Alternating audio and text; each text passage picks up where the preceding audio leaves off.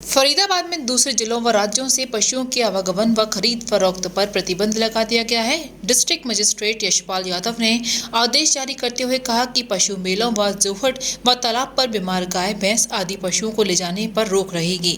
जिलाधीश यशपाल ने कहा कि हरियाणा प्रदेश में गाय भैंस पशुओं आदि में कुछ जगह लंपी स्किन डिसीज संक्रामक बीमारी का प्रकोप देखा गया है, जिसमें गाय भैंस पशुओं आदि की देखभाल व सावधानी बरतने की आवश्यकता है। संक्रमण बीमारी के लक्षण गाय भैंस पशुओं आदि में फैलने की संभावना है। फरीदाबाद में दूसरे जिलों व राज्यों से गाय भैंस पशुओं आदि के आवागमन, खरीद फरोख्त, पशु मेले व जोहड़ व तालाब पर बीमार गाय भैंस आदि पशुओं को ले जाने पर प्रतिबंध रहेगा। वायरस को देखते हुए आपने आदेश जारी किया, क्या कुछ उन आदेशों में कहा है आपने?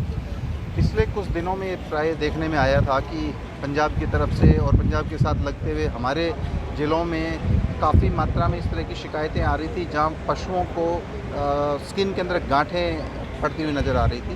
तो उसकी वजह से वो बीमार हो रही थी और उनको फीवर हो रहा था, जिससे उनका दूध भी कम हो रहा था और खाने से भी वो परहेज़ कर रही थी।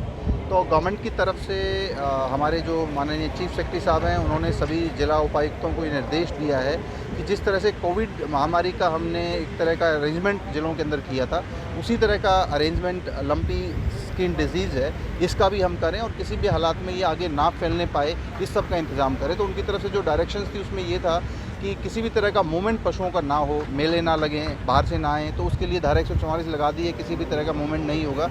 और दूसरी बात ये है कि जो भी गौशाला हैं या बड़े जहाँ जगह हैं जहाँ पर गोवंश है, उनको साफ़ सफाई रखें और मस्कीटोज़, बाकी जो ब्रीडिंग होती है मक्खी वगैरह, वो ना होने दें।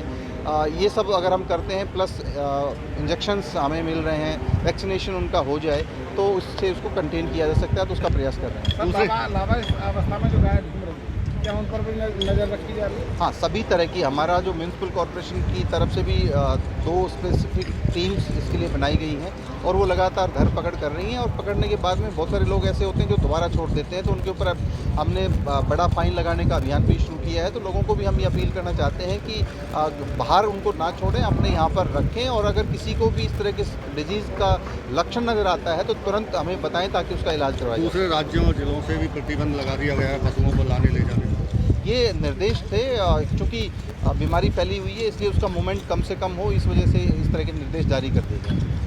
विश्व स्तरीय चिकित्सा सुविधाओं से युक्त JP diagnostics, radiology and pathology centre, Mathura का पहला complete radiology and pathology diagnostic facility से सुसज्जित। Doctor Deepak Agarwal and doctor Nidhi Agarwal, JSR tower, Govardhan crossing, NH 90,